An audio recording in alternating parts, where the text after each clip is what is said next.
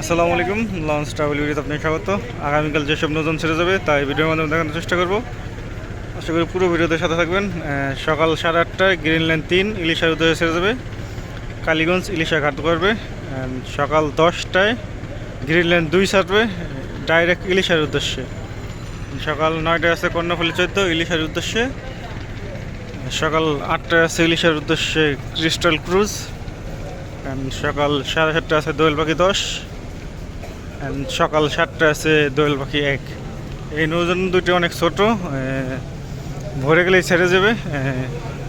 আজ পর্যন্ত দেখি নাই 7টার সাথে এই লঞ্চগুলো দোয়েল পাখি 1টে তার আগেই ছেড়ে যায় দোয়েল পাখি 1 লঞ্চটি।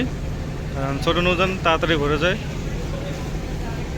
ইলিশের উদ্দেশ্যে আগামীকাল সকালে থাকবে দোয়েল পাখি 1, দোয়েল পাখি 10, ক্রিস্টাল ক্রুজ, কর্ণফুলী 14, গ্রিনল্যান্ড 2 ও 3, তার পাশাপাশি থাকবে পূবালী 7। পূবালী 7-এর টাইম হলো সকাল 9:40।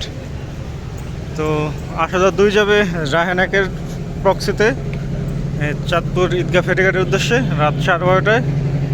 রাত 12টায় আছে রফটপ 2। রাত 11:30টায় আছে জমজম 7। দুপুর 3:30টায় রফটপ 7 ছেড়ে গেছে।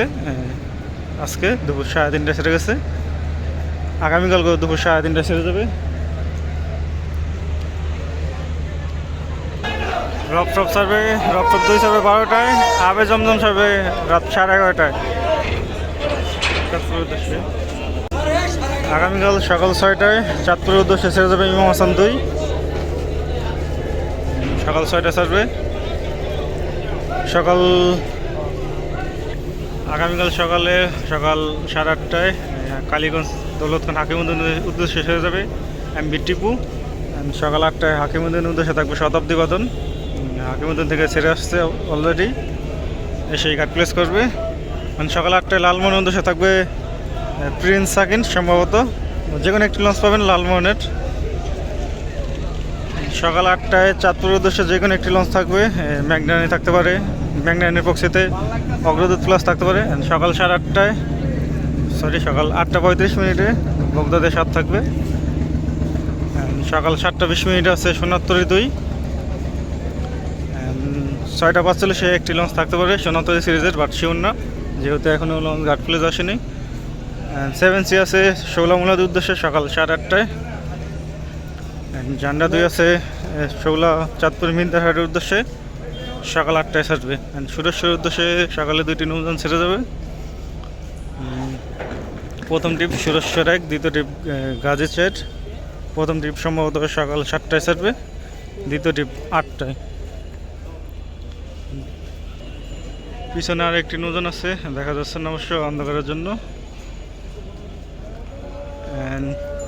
সুরেশ্বর 1-এর সাইডেও আর একটি নৌযান আছে, শরৎপুর 1 নৌযানটি, সেটি শৌলামুলাদির জন্য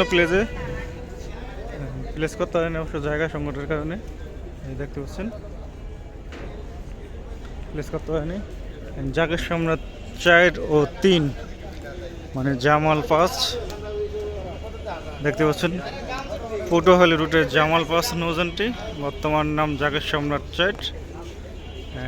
শাহরুখ 1 সেটা হলো জাগের সম্রাট 3। জাগের সম্রাট 3, 4 দুটি লঞ্চে ঘোষেরহাট যাবে, একই কোম্পানির নৌযান বর্তমানে। জামালের কাছে পাতাহাটের উদ্দেশ্যে আগামীকাল ছেড়ে যাবে।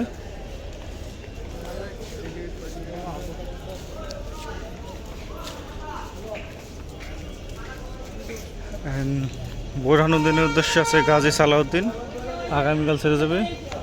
ওই পাশে আর একটি নৌযান ঘাট প্লেস করার চেষ্টা করতেছে, দেখা যাচ্ছে না কি নৌযান। লালমোহনের উদ্দেশ্যে আছে শ্রীনগর 8।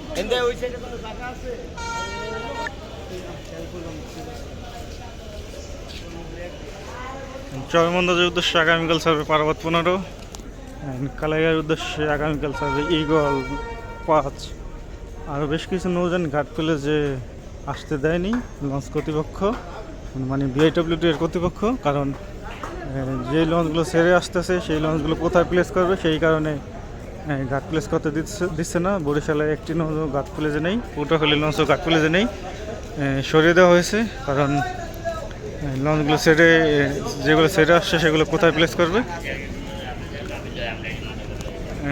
আগামীকাল বরগুনার উদ্দেশ্যে ছেড়ে যাবে রাজারহাট সি। তো এই ছিল সতর্কের থেকে সর্বশেষ আপডেট। তখন সাথে থাকার জন্য অসংখ্য ধন্যবাদ।